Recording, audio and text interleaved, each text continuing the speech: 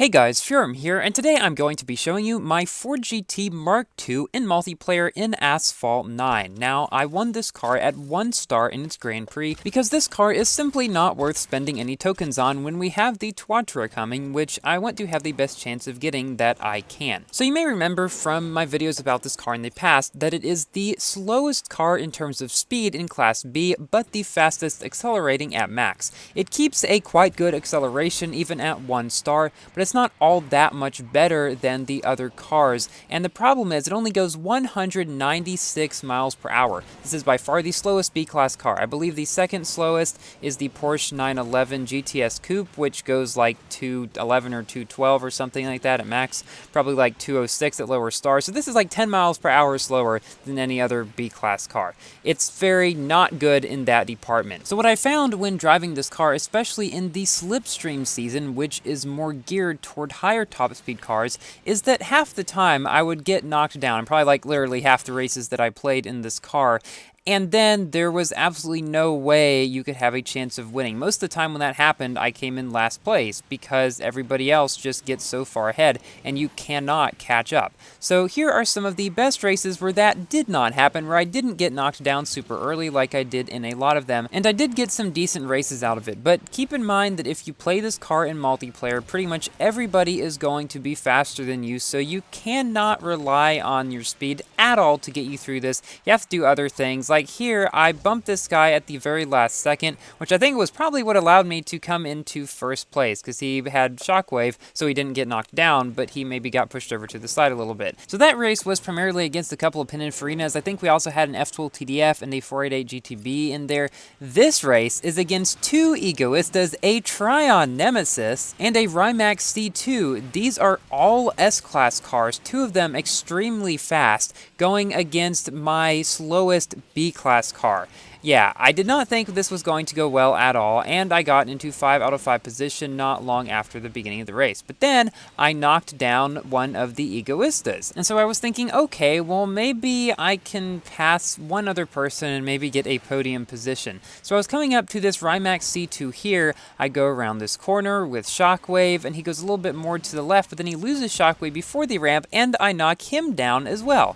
So I've now knocked down 2 of the other 4 people in the race, all S-Class cars, and now I've got just 2 more ahead of me, which I thought one of them might knock the other one down since they were super close, but then one started getting slightly ahead, probably the Tryon Nemesis. But then they take these split paths, and coming up on this jump up here, the Tryon Nemesis wrecks. So we are now into second position. All throughout this time, I was expecting the Rimac to probably catch up to me, but he didn't, and we come in second place, beaten by the Egoista, but beating the other Egoista, as well as the Tryon and the Rimac C2, who ironically came in last place. While I didn't come in first in that race, it was probably one of the best races I would say that I had in that car, simply because of the S-Class cars that I was facing, when in most of the races I was facing only B and C-Class cars. So it was a really weird occurrence to get those cars in my race anyway. But it turned out okay. In this race we are back to more traditional fare, having a few Pininfarinas, a Corvette Grand Sport, and a Huracan Evo. Now what I would say is this car's biggest strength, and what probably allowed me to do as well in some of these races as I did considering the speed,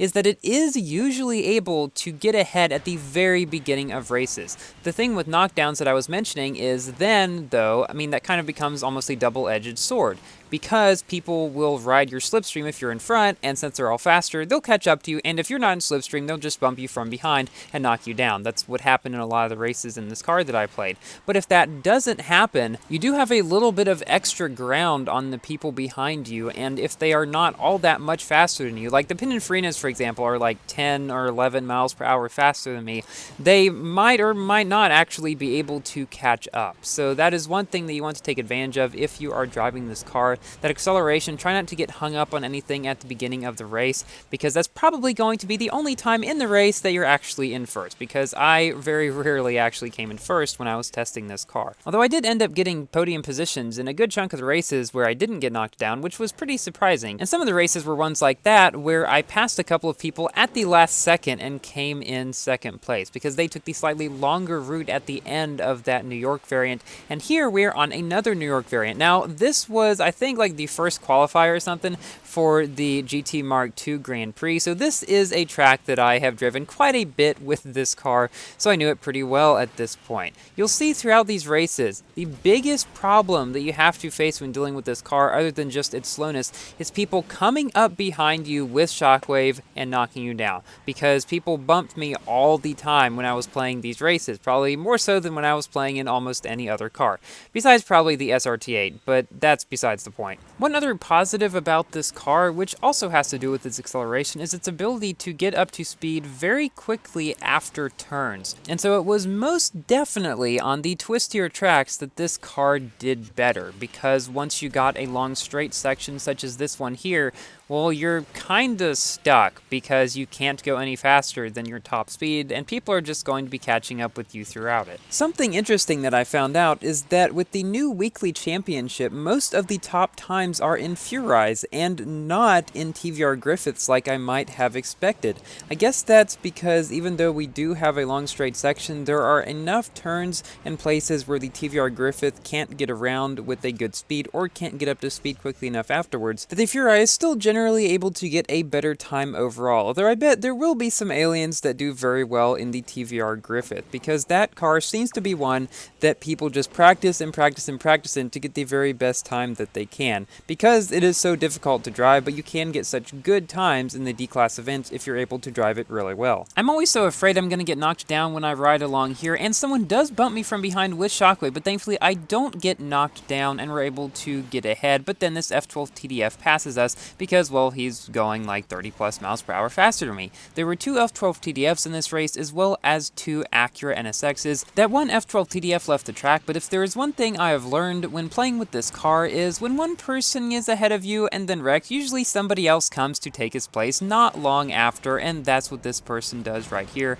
And I somehow avoid getting knocked down again and even ride on top of him for a little bit, but then I shockwave hit him while he is not in shockwave and knock him down. One thing that some people mentioned on my video about the 85 sequential races with every car is that sometimes I perhaps could have avoided getting knocked down by not drifting and just using perfect nitro instead, and you're probably right. My thought process though was just that I would save up for shockwave and then have a lower chance of getting knocked down, but I can see how that could go either way. And also, apparently I forgot in that video to put in my races with the Huracan and the Huayra, because I did do a race in all 85 cars, but I went back and checked in my editing software and there were only 83 races. I did not realize it at the time, and I do not know what happened to them, but I did play in them. I just must have messed up in the editing process and accidentally gotten rid of them. In this race, we're facing 3 Corvette Grand Sports, and Apollo N, and an SCG, one of the old multiplayer kings of Asphalt 9 that has since fallen out of its kingship. Kind of like the SRT8, but not quite as bad. Given that both multiplayer seasons and the club season all end in about 3 days or so, it's safe to assume that we might get the Twatra event, whatever it might be after that. Now, I was mistaken in a previous video. It won't be a Drive Syndicate.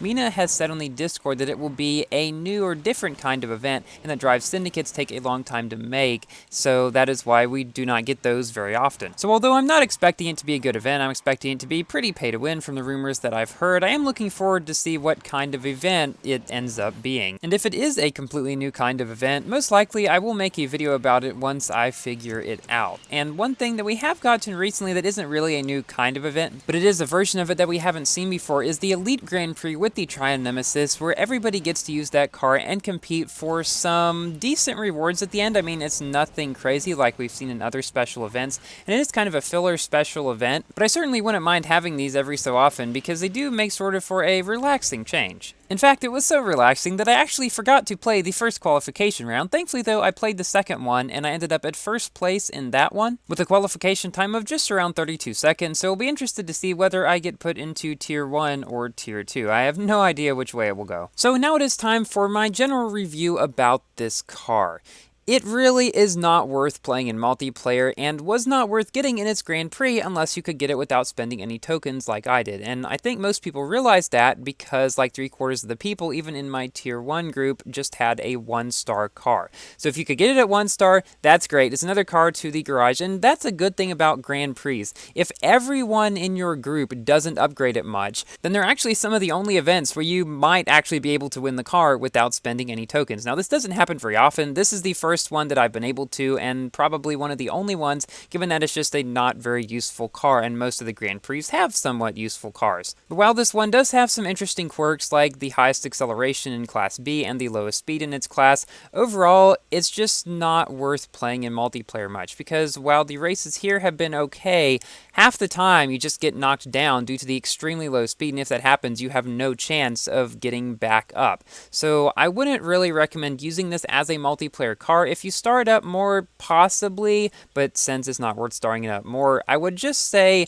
don't bother using this car, really. There are plenty of other better B-class cars that are easier to get. Thank you all so much for watching. Please like the video if you've enjoyed, and consider subscribing for more Asphalt and other games content. And I will see you in my next video. Goodbye!